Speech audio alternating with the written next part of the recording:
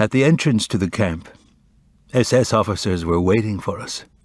We were counted, then we were directed to the Appelplatz. The orders were given over the loudspeakers. Form ranks of 5s, groups of 100, 5 steps forward. I tightened my grip on my father's hand, the old familiar fear not to lose him. Very close to us stood the tall chimney of the crematorium's furnace. It no longer impressed us. It barely drew our attention. A veteran of Buchenwald told us that we would be taking a shower and afterward be sent to different blocks. The idea of a hot shower fascinated me. My father didn't say a word. He was breathing heavily beside me. "Father," I said, "just another moment. Soon we'll be able to lie down. You'll be able to rest." He didn't answer. I myself was so weary that his silence left me indifferent. My only wish was to take the shower as soon as possible and lie down on a cot. Only it wasn't easy to reach the showers. Hundreds of prisoners crowded the area. The guards seemed unable to restore order. They were lashing out left and right to no avail. Some prisoners who didn't have the strength to jostle or even to stand sat down in the snow. My father wanted to do the same. He was moaning, "I can't any more. It's over. I shall die right here." He dragged me toward a pile of snow from which protruded human shapes, torn blankets. "Leave me," he said. "I can't go on any more. Have pity on me. I'll wait here until we can go into the showers. You'll come and get me." I could have screamed in anger. To have lived and endured so much, was I going to let my father die now? Now that we would be able to take a good hot shower and lie down? "Father," I howled, "Father, get up right now. You will kill yourself." And I grabbed his arm. He continued to moan, "Don't yell, my son. Have pity on your old father. Let me rest here a little. I beg of you. I'm so tired. No more strength." He had become childlike, weak, frightened, vulnerable. "Father," I said, "you cannot stay here." I pointed to the corpses around him. They too had wanted to rest here. "I see, my son, I do see them. Let them sleep. They haven't closed an eye for so long. They're exhausted, exhausted." His voice was tender. I howled into the wind, "They're dead. They will never wake up. Never. Do you understand?" This discussion continued for some time. I knew that I was no longer arguing with him, but with death itself, with death that he had already chosen. The sirens began to wail. Alert. The lights went out in the entire camp. The guards chased us toward the blocks. In a flash, there was no one left outside. We were only too glad not to have to stay outside any longer in the freezing wind. We let ourselves sink into the floor. The cauldrons at the entrance found no takers. There were several tiers of bunks. To sleep was all that mattered. When I woke up, it was daylight. That is when I remembered that I had a father. During the alert, I had followed the mob, not taking care of him. I knew he was running out of strength, close to death, and yet I had abandoned him. I went to look for him. Yet at the same time, a thought crept into my mind. If only I didn't find him. If only I were relieved of this responsibility, I could use all my strength to fight for my own survival, to take care only of myself. Instantly I felt ashamed. Ashamed of myself. Forever. I walked for hours without finding him.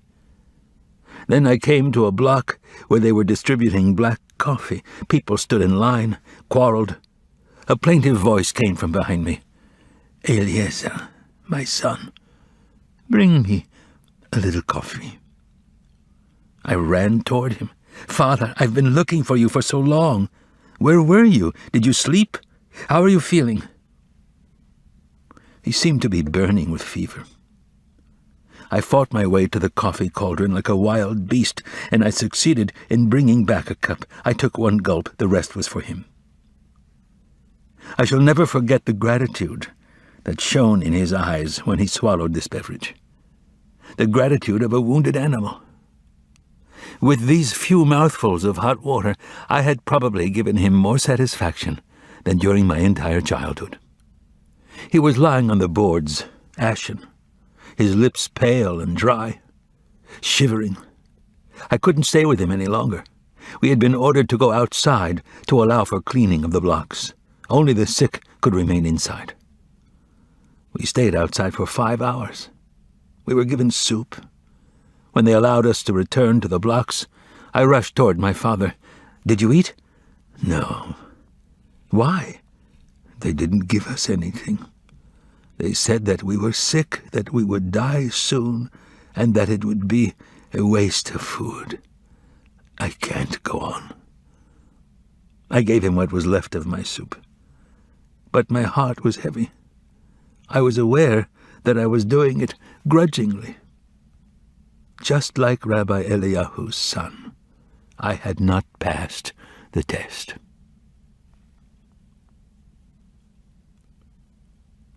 Every day my father was getting weaker. His eyes were watery, his face the color of dead leaves. On the 3rd day after we arrived in Buchenwald, everybody had to go to the showers, even the sick who were instructed to go last.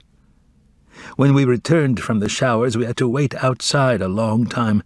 The cleaning of the blocks had not been completed. From afar, I saw my father and ran to meet him. He went by me like a shadow, passing me without stopping, without a glance. I called to him.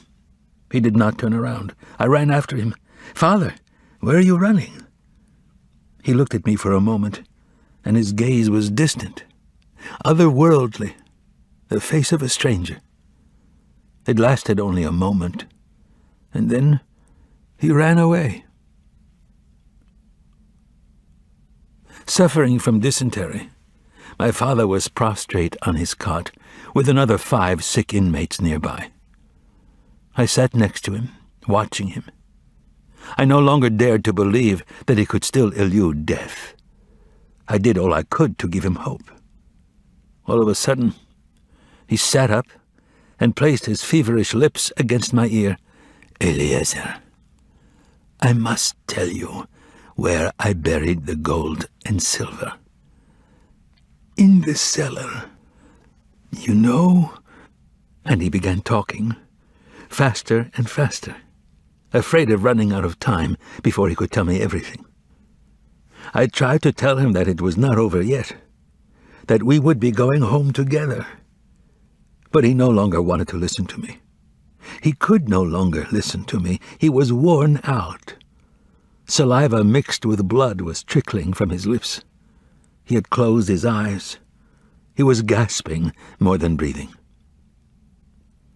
For a ration of bread, I was able to exchange cots to be next to my father.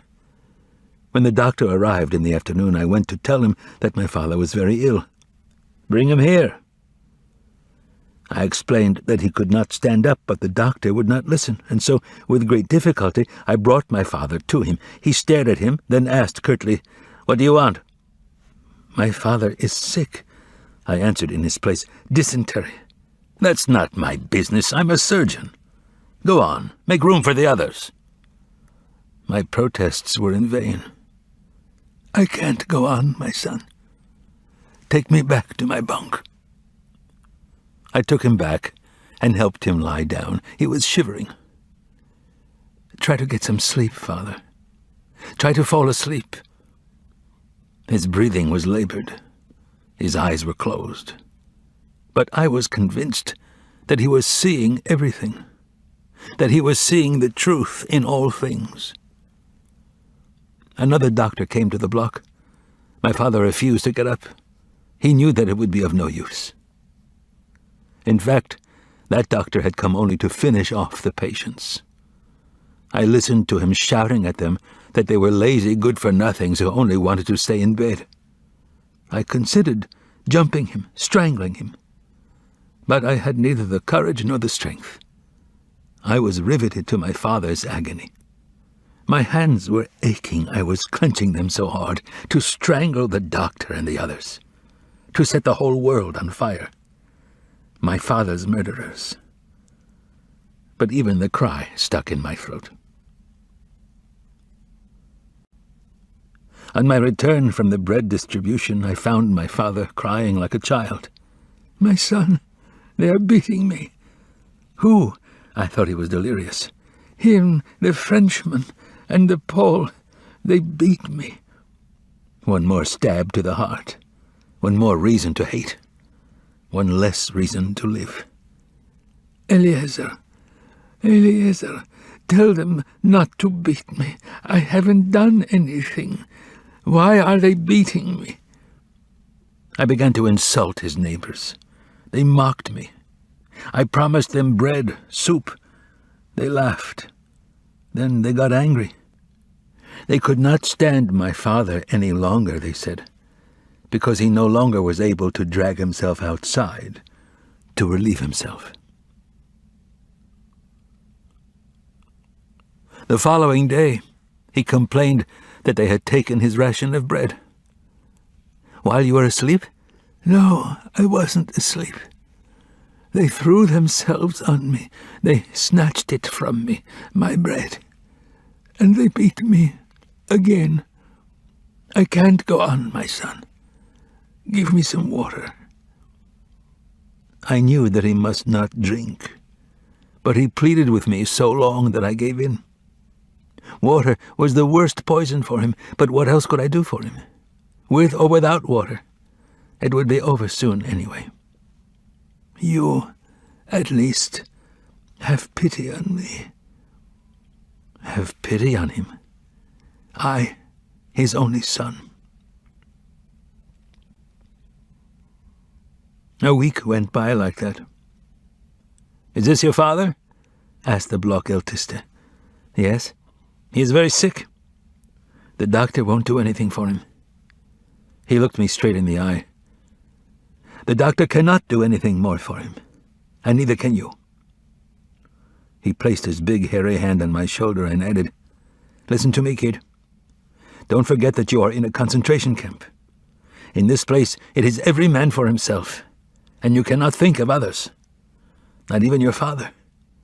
In this place, there is no such thing as father, brother, friend. Each of us lives and dies alone. Let me give you good advice. Stop giving your ration of bread and soup to your old father. You cannot help him anymore, and you're hurting yourself. In fact, you should be getting his rations." I listened to him without interrupting. He was right, I thought, deep down, not daring to admit it to myself. Too late to save your old father. You could have 2 rations of bread, 2 rations of soup. It was only a fraction of a second, but it left me feeling guilty. I ran to get some soup and brought it to my father. But he didn't want it. All he wanted was water. "Don't drink water, eat the soup. I'm burning up. Why are you so mean to me, my son? Water." I brought him water. Then I left the block for roll call. But I quickly turned back. I lay down on the upper bunk. The sick were allowed to stay in the block, so I would be sick. I didn't want to leave my father. All around me there was silence now, broken only by moaning. In front of the block, the SS were giving orders. An officer passed between the bunks. My father was pleading, "My son, water. I'm burning up. My insides." "Silence over there," barked the officer. "Eliezer," continued my father, "water." The officer came closer and shouted to him to be silent. But my father did not hear. He continued to call me. The officer wielded his club and dealt him a violent blow to the head. I didn't move. I was afraid. My body was afraid of another blow, this time to my head. My father groaned once more. I heard, "Eliezer." I could see that he was still breathing in gasps. I didn't move. When I came down from my bunk after roll call, I could see his lips trembling. He was murmuring something. I remained more than an hour leaning over him, looking at him, etching his bloody, broken face into my mind. Then I had to go to sleep. I climbed into my bunk above my father, who was still alive. The date was January 28th, 1945. I woke up at dawn on January 29th. On my father's cot, there lay another sick person. They must have taken him away before daybreak and taken him to the crematorium. Perhaps he was still breathing. No prayers were said over his tomb. No candle lit in his memory. His last word had been my name. He had called out to me, and I had not answered. I did not weep, and it pained me that I could not weep.